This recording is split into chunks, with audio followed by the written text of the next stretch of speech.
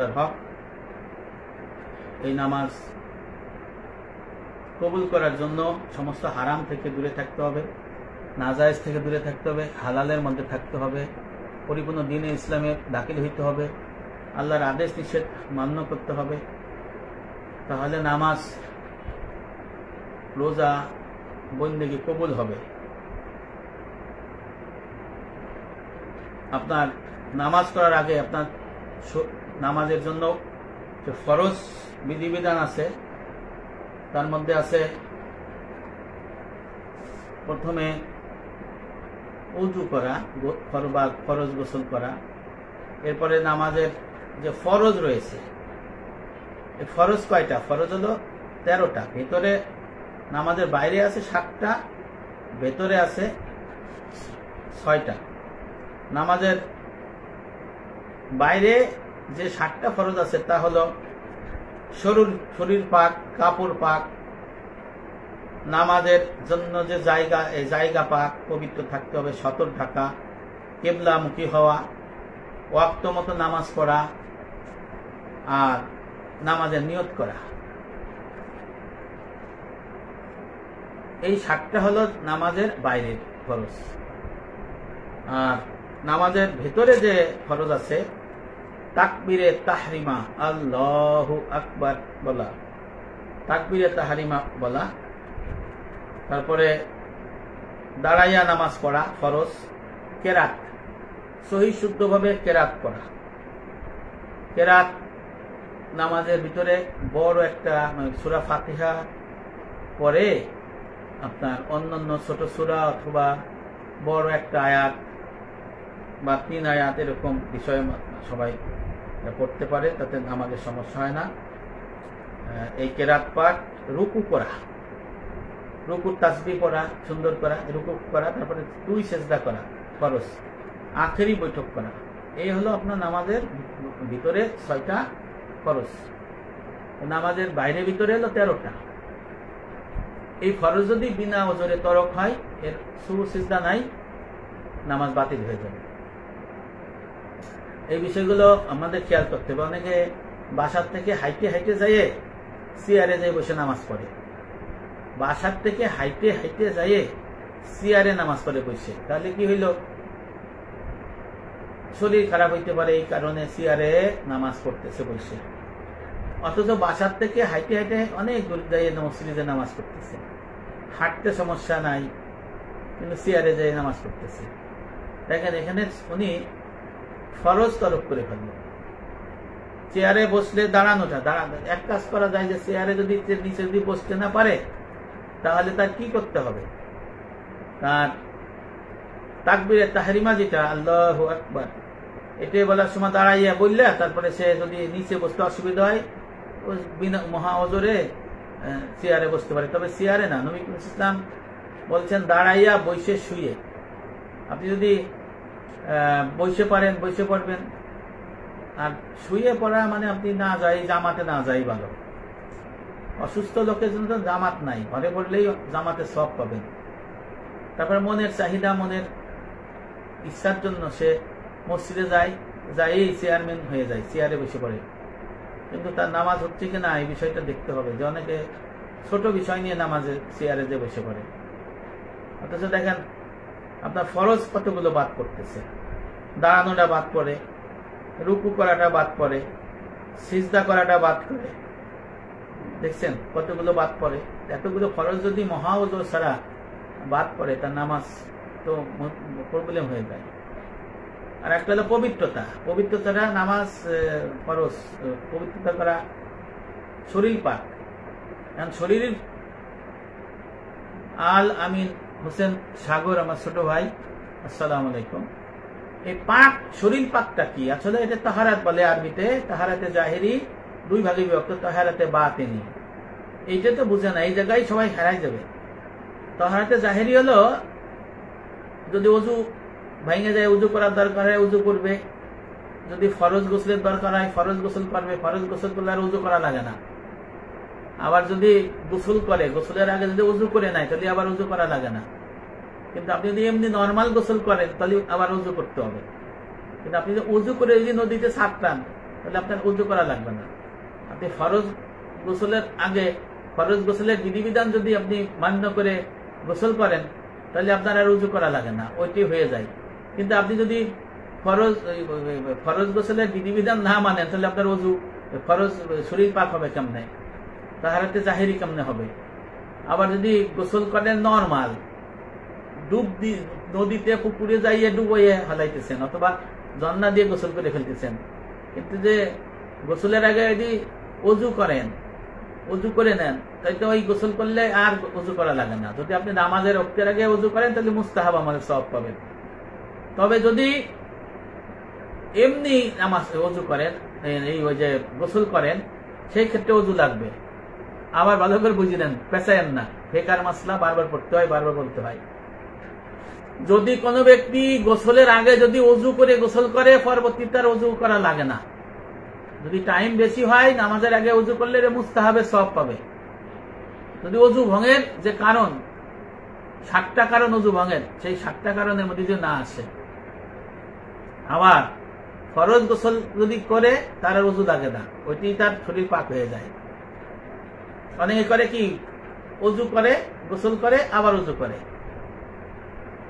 এটা হারাম না, নাজায়েজ না, কিন্তু সবচেয়ে আমল হলো যদি অজু করে গোসল করে তাহলে অজু করা লাগে না। এই হলো বিষয়টা। নামাজের বাইরে যে ফরজ আছে আর ভিতরে ফরজ 13টা, বাইরে 7টা, ভিতরে 13টা। এখন যদি চেয়ারম্যান হয়ে যায় মসজিদে যায়, সেই ক্ষেত্রে তার কি হবে? সে বাসার থেকে হাইটে হাইটে হাইটে হাইটে সে মসজিদে গেল, যাই চেয়ারে বসে পড়লো, এই যে বসে পড়লো। আচ্ছা দেখেন কতগুলো খরচ তরফ করলো। মসজিদের ইমাম সাহেব কেন বলেন না জানেন? মসজিদের সভাপতি চেয়ারে বসে, মসজিদের ট্রেজারার কমিটির সবাই চেয়ারে বসে, আবার মুরব্বী চেয়ারে বসে, যে দাতা চেয়ারে বসে, মুতোয়াল্লি চেয়ারে বসে, চেয়ারম্যান সাহেব চেয়ারে বসে, জাস্টিস সাহেব চেয়ারে বসে, নেতা নেতা চেয়ারে বসে। তারা যদি বলে যে আপনি যে হাইটে হাইটে আসলেন, আপনি আইসে চেয়ারে বসলেন, যে আপনি যে দাঁড়ানোর যে ফরজটা, এটা যে নামাজে দাঁড়ানো, এই ফরজটা যে আপনার বাকি হয়ে যাচ্ছে, মানে তরক হয়ে গেল, আপনার নামাজ হলো না, এই কথা বলা শক্তি ইমামদের কম। আমাদের আছে ইমামদের কম, কারণ তারা অনেক অসহায় অবস্থায় থাকে। তাদের বিষয়টা বুঝতে হবে যে পাবলিকলি বলতে চায় না, যে অনেকে লজ্জা পায়, কৌশলে বলতে চায়। আসলে কৌশলে এখন আর চলে না, ফেতনার যুগ চলে। তো এই কৌশলে বলতে বলতে এই যে রাস্তায় চুরি হইতেছে, রাস্তায় ছিনতাই করতেছে, কৌশল করতে করতে মানুষ মাইরে ফেলতেছে, কৌশল করতে করতে কৌশলে বলতে বলতে ঘর পুড়াই দিতেছে, বাড়ি পুড়াই দিতেছে, ব্যবসা বাণিজ্য পুড়াই দিতেছে, কারখানা পুড়াই দিতেছে। অথচ যদি জোরে জোরে প্রচার করে যে এইটা হারাম, ময়দানে আসরে বিচার হবে, এর বান্দার হক ক্ষমা হবে না, কেউ এসব করবেন না। আর একটা যদি মাসলা প্রচার করে, নবী করিম সাল্লাল্লাহু আলাইহি ওয়াসাল্লাম বলেছেন যে যা চুরি করবে ময়দানে আসরে সেইটা মাথায় নিয়ে দাঁড়ায় থাকবে। আমি যদি এইটা চুরি করি, যে এইটা চশমা, ময়দানে আসরে আমাকে এইটা মাথায় নিয়ে দাঁড়ায় থাকতে হবে। আর লেখা থাকবে কি, চশমার খাপ চোর। ভালো করে বুঝে নেন। যদি কেউ বই চুরি করে, বই মাথায় নিয়ে দাঁড়ায় থাকতে হবে। যদি কেউ টাকা চুরি করে, টাকা মাথায় নিয়ে দাঁড়ায় থাকতে হবে। যদি কেউ মানুষের জিনিস চুরি করে, দাঁড়ায় থাকবে, সোনা দাঁড়ায় না এই। আর যদি কারো 1 টাকা যদি ক্ষতি করে, মানুষের হক যদি নষ্ট করে, ময়দানে আসরে বিনিময় আল্লাহ নিজে দেবে, কান্তরা নামক চেকপোস্টে, স্কুলদের আগে। আমাদের এই লাইভে যুক্ত হয়েছে আমাদের এলাকার স্বনামধন্য আলেমে দিন মাওলানা ইমরান সাহেব। আসসালামু আলাইকুম ওয়া রাহমাতুল্লাহি ওয়া বারাকাতুহু। ইমরান ভাই অনেক ভালো একজন আলেম, ইমাম, খতিব। আমি ওনাকে সালাম জানাই। ভাই আপনি আমার মনে কষ্ট নিয়েন না, কারণ আপনি আমার মসজিদেরও মতি করেন, এ জায়গা এলিট শ্রেণীর লোক যায়। আমি ওই কথা বলতেছি যে বাড়ির থেকে হাইটে হাইটে মসজিদে যায়, আর আপনার মসজিদে যায় চেয়ারম্যান হয়ে যায়, চেয়ারে বইয়ে পড়ে। কিন্তু ইমাম সাহেবের বলার ক্ষমতা থাকে না। এখন অবশ্য হয়েছে যে ভাইও আপনি যে হাইটে হাইটে আইলেন, এই যে নামাজের ভেতরে বাইরে যে 13টা ফরজ আছে, ভিতরে যে 6টার মধ্যে একটা যে দাঁড়াই কিয়াম করা, আরবি কিয়াম দাঁড়ানো, এইটা যদি আপনি বিনা ওজরে তরক করেন, আপনার নামাজ হবে না, দৌড়াইও পড়তে পারবেন না, সুসিদ্ধ হবে না, অর্থাৎ নামাজ বাতিল। পড়া না পড়া একই কথা। তাহলে মসজিদে এসে লাভ হলো কি? তা এই কথাটা সাহস করে বলতে হবে যে আপনি মসজিদে এসে নামাজ যদি চেয়ারে বসতে চান, যদি আপনার হাঁটুতে ব্যথা, ডাক্তার প্রেসক্রিপশন লিখে দিল, যদি মাটিতে বসে রয়েছেন সমস্যা, হ্যাঁ, তাহলে কি করবেন? চেয়ারে আগে ছিল না, নতুন কয়েক বছর ধরে হয়েছে, আমি তখন কি বলবো বলেন? চেয়ারে যদি সত্যি বসতে হয়, আপনি আগে কিয়াম করবেন দাঁড়াইয়া, আল্লাহু আকবার, তারপরে বসেন। আপনি যাই বসে চেয়ারম্যানগিরি করিয়া নামাজটা নষ্ট করেন না। ইমাম সাহেবরাও এই কথা বলবেন সবাইকে। এরপরে আসেন যে রুকু দাঁড়ায় না, সে কিন্তু ইচ্ছে করে দাঁড়াইতে পারে, কিন্তু সে দাঁড়াচ্ছে না, সেখানে বসে ইশারায় করতেছে, সিজদা দিতে পারতেছে না মাটিতে বসে, এরম করে আছে। যতই চেষ্টা করুক, এরম করলে কি মাটি পাবে? পাবে না। এটা ইশারা করে সিজদা দিতে হবে। জিনিসটা বুঝতে হবে যারা চেয়ারে পড়েন।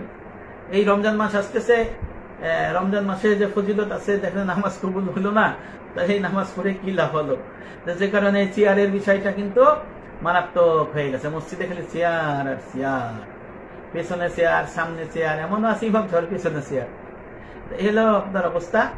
আপনি বলতে গেলে আপনার সাথে ফেতনা তৈরি করে, এই করে, কিন্তু আসলে সত্য মাসালা প্রচার করতে হবে।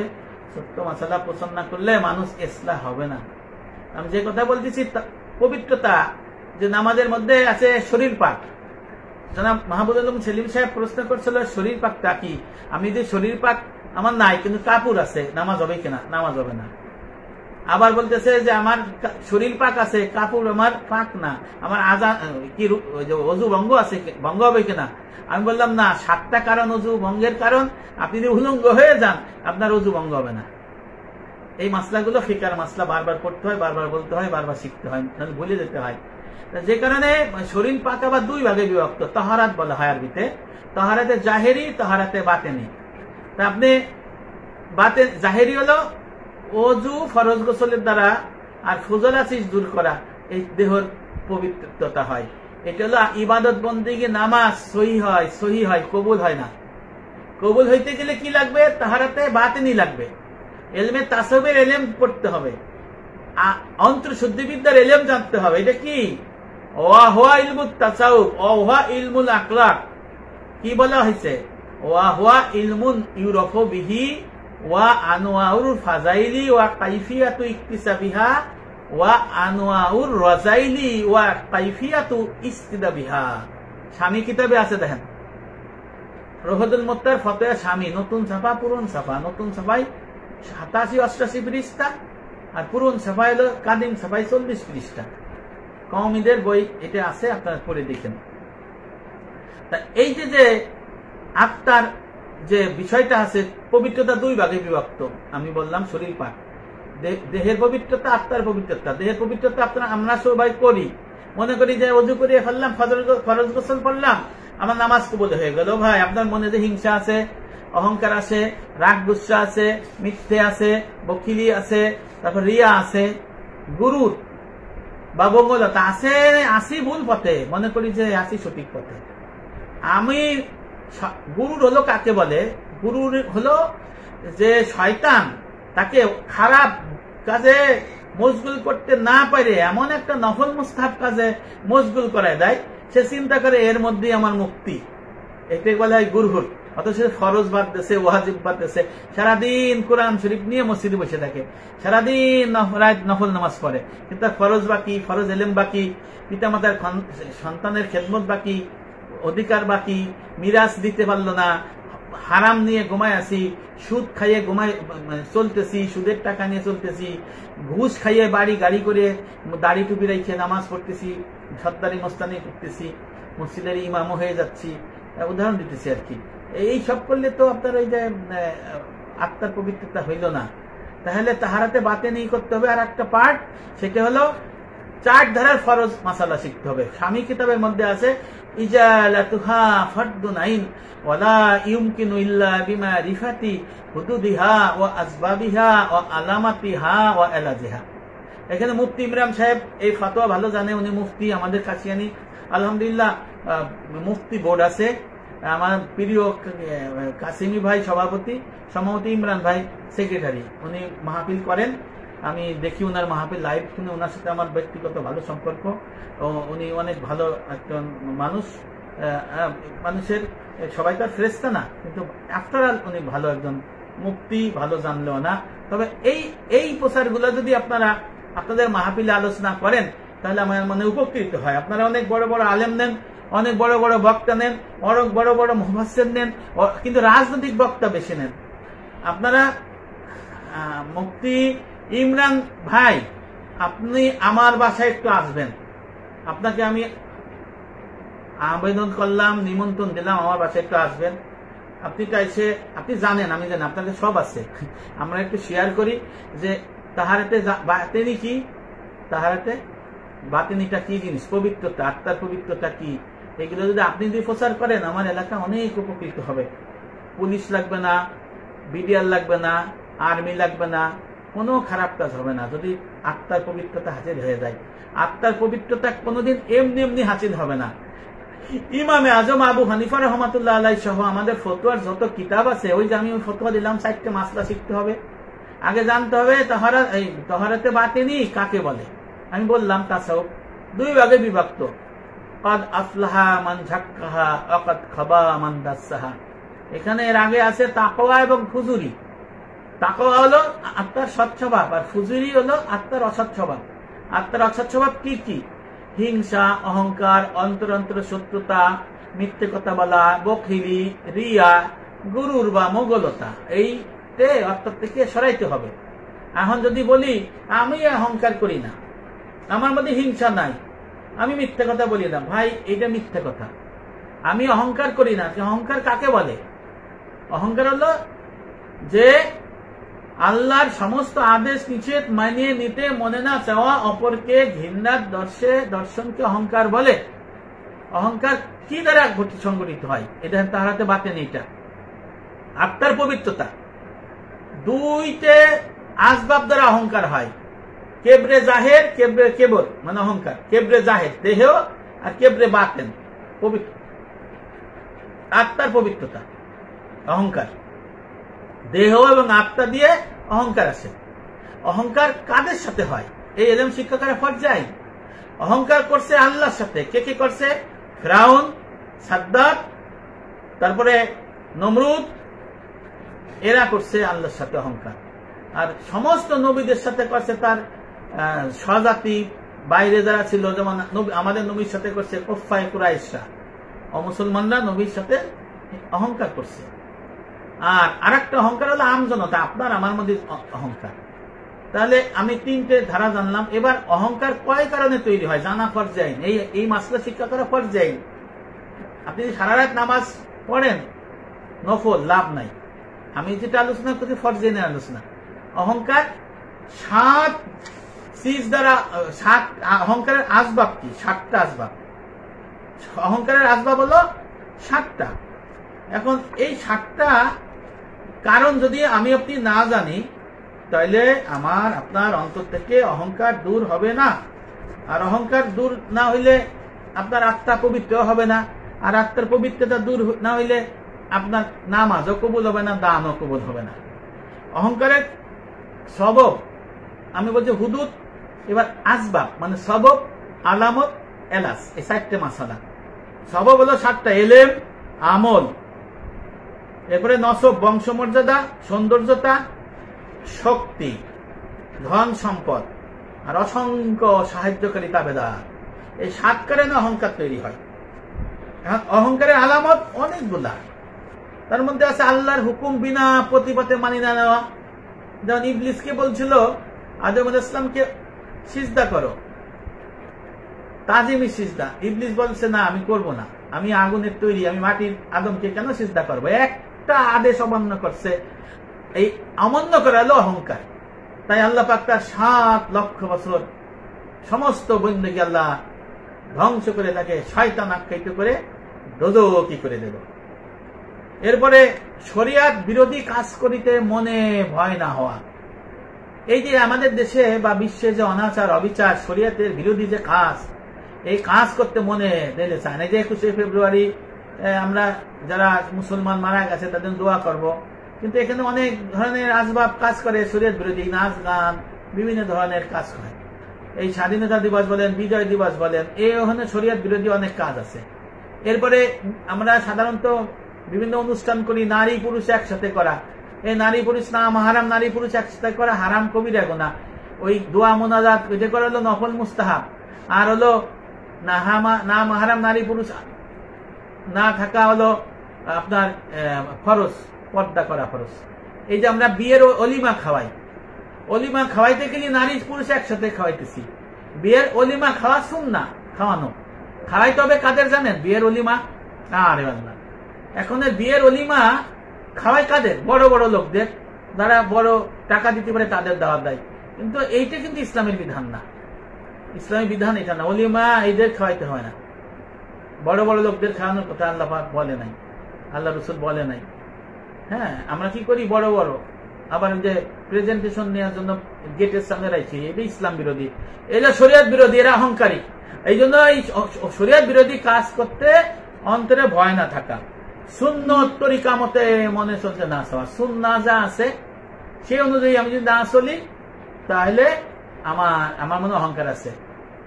সুন্নাহ কি? এই তারাবির নামাজ 20 টাকা, 8 টাকা তারাবি নাই, 8 টাকা তারাবি নাই, 12 টাকা তারাবি নাই, 19 টাকা তো বাড়ি, ওইটা তারাবি না। তারাবি পড়লে 20 টাকা পড়তে হবে, এটা ইজমা। তারাবি পড়লে 20 টাকাতে পড়তে হবে। কেউ যদি 12 রাকাত করে বসে, সে পড়লেন ওটা তাহাজ্জুদের মতো সওয়াব হবে, নফলের সওয়াব হবে, মুস্তাহাবের সওয়াব হবে, যদি ফরজ বাকি না থাকে, কাজা না থাকে। কাজা হলে এবার কাজা পড়তে হবে, কিন্তু তারাবি 20 টাকা, তারাবি পড়লে 20 টাকাতে পড়তে হবে। তা এই 20 টাকা যে না পড়বে, তাহলে কি সে নবীর সুন্নাহ অনুযায়ী চললো না? তাহলে কি তার মধ্যে অহংকার আছে। এবার হক্কানি আলেমদের অনুসরণ করতে মনে না চাওয়া, যারা ফিকাহ তাসাউফ তত্ত্ববিদ আলেম, আল্লাহ বলছেন ওয়াকুনু ওয়া সাদিকিন, তোমরা সত্যবাদী সাদিকিন হক্কানি আলেমদের সোহবত এখতিয়ার করো, এদের মনে চায় না। আল্লাহ রাসূল বলছে ইন্নী বুইস্তু মুআল্লিমান, আমাকে আল্লাহ শিক্ষক হিসেবে প্রেরণ করছে। আল্লাহ রাসূল বলছে ইন্নামা বুইস্তু লিউতাম্মিমা মাকারিমাল আখলাক, আমাকে আল্লাহ পাক ইলমে তাসাউফ অন্তর্শুদ্ধিবিদ্যার ইলম তাহারাতে বাতিনির ইলম শিক্ষা দেওয়ার জন্য আমাকে শিক্ষক হিসেবে প্রেরণ করছে। তাহলে এইটা শিখতে মনে চায় না, তার মানে অহংকার আছে। তারপরে ক্ষুদ্র কাজ লজ্জাবোধ করা, বাজার করে আইনে মাছ কাটা, ঘর ঝাড়ু দিয়া, নিজের পোশাক ধোয়া, বউকে সাহায্য করা। নবী ইসলাম উহুদ পর্বত থেকে যুদ্ধ থেকে আইজে খিদে লাগছে, বলে ভাইসা খাবার আছে নাকি? নাই, রান্না করে দিচ্ছে, ওরা আনলো, ওই তরবারে দিয়ে কাটাকাটি করলো নবী। ক্ষুদ্র কাজ করতে লজ্জা পাইছে, নবী ঝাড়ু দিয়েছে, মসজিদে প্রস্রাব করে গেছে, পায়খানা করে গেছে, নবী নিজে পরিচয় করছে। তারপর কাউকে সালাম না দেওয়া, আগে আসসালামু আলাইকুম রহমতুল্লাহ, আমারে সালাম দেয় না, আমি দিব না, এর অহংকার। তারপরে উপদেশ দিলে ভুরু কুঞ্চিত করে, দূরে কি বলে, আমার উপদেশ দেয়, এটা অহংকারের লক্ষণ। তারপরে কারোর সাথে দেখা সাক্ষাৎ করতে মন চায় না, আমি একাই থাকবো। কষ্ট করলে কেউ যদি কষ্ট দিয়ে তিরস্কার করে, হ্যাঁ, তা সহ্য হয় না। সাধারণ লোককে মানুষ ইতর জন্তু জীব মনে করে, ছোট লোকদের, আর মানুষকে ঠেকার অবজ্ঞা দেখে। এই অনেক কারণ আছে অহংকারের আলামত। দেখেন এলমে তাসাউফ, এই যদি থাকে নামাজ হবে না, তাহারাতে বাতেনি হইল না, শরীর পাক হবে না। এরপরে কেবরের এলাজ কয়টা? এলাজ হলো চিকিৎসা 2 প্রকার, এলমি এলাজ, আমলি এলাজ। এলেমের মাধ্যমে চিকিৎসা আছে, আমলের মধ্যে চিকিৎসা আছে। এলমি এলাজ হলো যে বিষয়ে আপনার অহংকার আইছে সেইটা জানা, এলেম শোনা এবং চর্চা করা, সে থেকে দূরে থাকা। আল্লাহর মনে করতে হবে অহংকার এক মনে আল্লাহর সিফত, আল্লাহ করবে, আমরা না। অহংকার আমাদের না, আল্লাহ রাসূল বলছেন আল্লাহর অহংকার, আমি অহংকার করব না, এই ধারণা করতে হবে। আর যদি অহংকার দূর করতে নিজেরে চিনতে হবে, আমি কে, আল্লাহরে চিনতে হবে। অমুসলমানের সাথে দেখা হইলে কি বলবেন? যে আমি থেকে অমুসলমান উত্তম। কেন উত্তম? ও যদি এখন লা ইলাহা ইল্লাল্লাহ মুহাম্মাদুর রাসূলুল্লাহ বলে কলেমা পড়ে, হে মুসলমান হয়ে গেল, এ গুনাহ নাই। আর আমি হায়দার আলী হিটলু জন্মের পর থেকে মুসলমান, 54 বছর বয়স, আমার অনেক পাপ আছে, তাহলে আমি পাপ নিয়ে মাফ না করলে আমার বাঁচার রাস্তা নাই। কিন্তু একজন অমুসলমান যদি লা ইলাহা ইল্লাল্লাহ কলেমা পড়ে যদি মুসলমান হয়, তার গুনাহ নাই, পিছনে সমস্ত মাপ, সুবহানাল্লাহ। তাহলে ওই অমুসলমানকে আপনার সমীহ করে থাকতে হবে। তারপরে আপনি বড় আলেম, ছোট লোকদের যারা আলেম না তাদের দেখে সমীহ করতে হবে। অহংকার করতে পারবে না। কেন জানেন? কারণ জানা লোকদের বিপদ বেশি, কিন্তু দিনী এলেম ফরজে আইনে শিক্ষা করা ফরজে আইন, যে ফরজ এলেম, নাহলে আবার জাহান্নাম ভোগ করতে হবে। যে লোকটা জানে না, যদি মনে করে যে এই লোকটা আমল এলেম শিখে আমল করবে, তার আমল পাল্লা ভারী হবে, আর আমি যাইনি আমল করতেছি না, তাহলে আমি গুনাপাক হয়ে গেল আমার বেশি। আবার হাসর ময়দানে আল্লাহ রাসূল বলছেন ফাসেক আলেমদের আগে আযাব দেবে কাফেরের থেকে। তখন ও বলবে আমারে তুমি কেন আযাব দিচ্ছ ফেরেশতা? জাবান এরে বলবে। আমার নবী বললেন, তখন আল্লাহ ফেরেশতা বলবে হেই শোনো, তুমি জানো তাই তোমার আগে আযাব দিচ্ছি কাফেরের থেকে। তাহলে ওই যে মূর্খ, তারে মনে করতে হবে ও আমার থেকে উত্তম। দানকারী যে ফকির, তার থেকে মনে করতে হবে যে ও আমার থেকে উত্তম, আমি দান করছি, দানের মধ্যে রিয়া হয়ে যায়। এইসব বিষয়গুলো কিন্তু চিন্তা গবেষণা করতে হবে। আমলিয়া লাজ হলো যার সাথে আপনার কেবর আইছে, অহংকার আইছে, তার উচ্চ পর্যায়ে বসতে হবে। যেমন থানার ওসি সাহেব মনে করে যে আমি থানার মানে আমি এই মা বাপ, ডিসি সাহেব মনে করে যে আমার উপরে আর কেডা। যখন এসপি সাহেব আসে তখন ছটান দাঁড়ায় যায়, দেখবেন তার অহংকার নাই। যদি আপনি যদি যে জায়গায় চাকরি করেন, ব্যবসা করেন, যে সমাজে চলেন, তার থেকে আপনি উচ্চ জায়গা যান। মানে এলাকার নেতা আছে, সেরকম কি নেতা রে, যখন এলাকার কেন্দ্রীয় নেতা যায় তখন সে ফাটিস এরম হয়ে যায়। আবার সেই নেতার থেকে যারা বড় নেতা সেই এরকম থাকে। দেখছেন এই মানে আপনি যে স্তরে আছে তার উচ্চ স্তরে গেলে আপনার অহংকার কমে যাবে। আর্মির যদি মেজর, ওরে বাবা মেজর সাহেব বিশাল অবস্থা করছে না, যেই জেনারেল সাহেব আসবে তখন সে তো কাটাকাটি হয়ে যাবে, তার অহংকার চলে গেল। দেখছেন এলো চিকিৎসা, আপনি আলেম, আপনার থেকে বড় আলেম, ফিকাত আসুক তত্ত্ববিদ, হক্কানি আলেম, নাইবুল সলির কাছে যাবেন, চুপ মানে থাকতে হবে, আপনার অহংকার চলে যাবে। যাই হাই কি এখন মাহফিলে যে বক্তা আলোচনা করে, সেই বক্তা শুনে বড় একটা বক্তা, সে বিরাট বক্তব্য দিচ্ছে, সে মনে করে আমি না কি অনু, এই ময়দানে আমি বাঘ, কিন্তু সিংহ যে বুঝছিলি সে চুপ হয়ে থাকে, তার অহংকার থাকে না। এই যে বিষয়গুলো মনে করতে হবে। আর একটা বিষয় আছে, আপনি চিন্তা করবেন আপনি মরে গেলি আপনার এই শরীর পয়সে যাবে, গলে যাবে, পোকায় খাবে, এইগুলো থাকবে না, এই অহংকার চলে যাবে। আর একটা কবর দেখবেন, অহংকার থাকবে না। আর একটা মানুষের লাশ গোসল করাবেন, অহংকার থাকবে না। জানাজায় যাবেন, অহংকার থাকবে না। তারপরে আপনার মনে করবেন এই পেটের মধ্যে কি আছে, পায়খানা আছে, পায়খানা, পেট কাটলে এখনই পায়খানা বেরোবে, গু। হ্যাঁ, তাহলে আমি কিসের অহংকার করবো? এলো অহংকারের এলেম, এইগুলো তাসাউফের এলেম। এখন বলেন এইটা কি বাতাসে উড়ে যাওয়া? এটা কি বাতাসে উড়ে যাওয়া? এটা কি আকাশে উড়ে যাওয়া? পানিতে বাইসে বেড়ানো? এটা এলেম, এই তাসাউফ এটা না। আমি যেটা বললাম এইটা হলো তাসাউফ। এরকম হিংসা, অহংকার, রাগ, গুসা, মিথ্যে, বকুলি, রিয়া, এর এলেম আছে। দেখেন রিয়ার কারণে অধিকাংশ মানুষ দোজখী হবে। আবার গীবতের কারণে মানুষ কাফের হয়ে যাবে। গীবত তিন প্রকার, জায়েজ গীবত আছে, হারাম গীবত আছে, ওয়াজিব গীবত আছে। কয়জন জানে? গীবত করে হারাম, গীবত করে হারাম, গীবত করে হারাম। আমি গীবতের মাসলাটা শোনাই দেন, তাসাউফের মাসলা ওই নামাজের মধ্যে আছে। কিন্তু আমি নামাজের যে বাইরে 7টা, ভিতরে 6টা যে ফরজ, বাইরের যে শরীর ফাঁক, এই শরীর ফাঁকের মধ্যে 2 ভাগে বিভক্ত, জাহের বাতেন। দেহের পবিত্রতা বলে ফেলাইছি, অজু গোসল ফজল আসিস দূর করা, অজু গোসল করা, ফজল আসিস দূর করা। আর আত্মার পবিত্রতা ছাড়া নামাজ বন্দী কবুল হয় না, রোজা কবুল হবে না, তারাবি কবুল হবে না, হজ কবুল হবে না। আমি সেই আলোচনা করতেছি। তাহলে আত্মার পবিত্রতা অর্জন করতে গেলে আপনার 2 প্রকারের এলেম শিখতে হবে। মুহলিকাত, আত্মার অসৎ স্বভাব বর্জন করতে হবে, সৎ স্বভাব বর্জন করতে হবে। তাহলে মুহলিকাত বর্জনটা কিভাবে হবে? এত সময় ধরে আমি অহংকারের আলোচনা করলাম। এখন দেখেন আত্মার একটা অসৎ স্বভাব আছে, গীবত। আমি গতকালকে একটা আলোচনা করছি 7 আসমানের ফেরেশতার কাজ। এই গীবত হলো এমন, প্রথম আসমানের ফেরেশতা এরকম আটকা রেখে দরজা। সে আমল ব্যক্তি যদি সমস্ত আমল করে কিন্তু যদি হারাম গীবত করে, তার দরজা খোলা হয় না, তার জন্য আসমানের দরজা খোলা হয় না, তার আমল নামা যায় না, মুখ ফালায় দেয়। আবার ময়দানে আসরে এক লোক দেখবে তা খালি জিনা জিনা জিনা, বাড়ি ভাঙচুর, বাড়ি ভাঙচুর, বাড়ি ভাঙচুর, লুটপাট লুটপাট লুটপাট। ময়দানে আসরে আল্লাহকে বলবে, হে আমার রব, আমি তো জিনা করি নাই, আমি লুটপাট করি নাই, আমি ভাঙচুর করি নাই। তখন বলা হবে, তুমি জিনা করছে যে তার সমালোচনা করছো, তার সম্পর্কে আলোচনা করছে সে নাই, তাই ওই জিনাকারী সমস্ত জিনা তোমার আমল নামায় আছে। নাউজুবিল্লাহ। আর কেউ যদি বাড়ি ঘরে আগুন দেয়, লুটপাট করে, ভাঙচুর করে, তাকে যদি সমর্থন করে এবং বলে অমক অমক অমক এই বাড়ি পুড়াইছে, গাড়ি পুড়াইছে, চুরি করছে, ডাহাতি করছে, সে নাই, সত্য ঘটনা, ওই সমস্ত ওই আমল নামা আপনার আমল নামা আসবে। আর এক প্রকারের আমল নামা আল্লাহ রাসূল উমামা রাদিয়াল্লাহু আনহু বর্ণনা করছেন, ময়দানে আসরে যখন আমল নামা দেওয়া হবে, দেখবে এক শ্রেণীর আমল নামা শূন্য, কিচ্ছু নাই, ফাঁকা। তখন বলবে, হে আমার রব, আমি এত নামাজ সোজা হজ যাকাত করছি, আমার আমল নামা কই?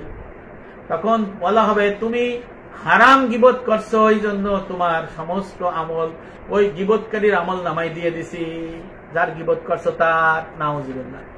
এই জন্য ইমামে আজম আবু হানিফা রাহমাতুল্লাহ আলাই উনি বলেছেন, আমি যদি হারাম গীবত করি আমার মার করব, কারণ আমার মা আমাকে 10 মাস 10 দিন পেটে ধারণ করে আমাকে কোলে রাইখা খাইয়ে না খাইয়ে মানুষ করছে, আমি ব্যথা পাই নাই, মা পড়ে রয়েছে।